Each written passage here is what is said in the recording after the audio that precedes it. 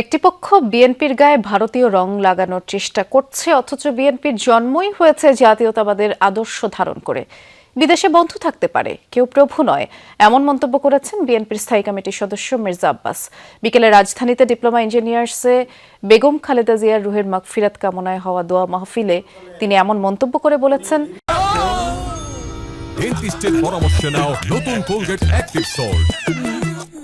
সারা দেশে বিএনপির যে জোয়ার বইছে তা ধরে রাখতে পারলে কেউ জয় ঠেকাতে পারবে না।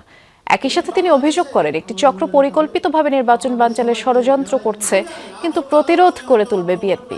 মির্জা আব্বাস বলেন, গণতন্ত্র ও ভোটাধিকার পুনরুদ্ধারে আজীবন সংগ্রামের কারণেই খালেদা জিয়া মানুষের হৃদয়ে জায়গা করে নিয়েছেন।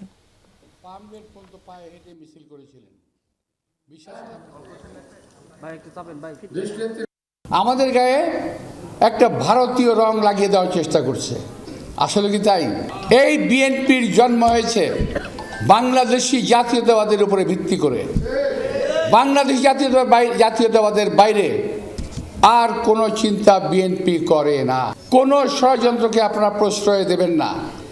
যেখানে ষড়যন্ত্র হবে সেখানে প্রতিরোধ হবে, যেখানে ষড়যন্ত্র হবে সেখানে প্রতিহত করা হবে।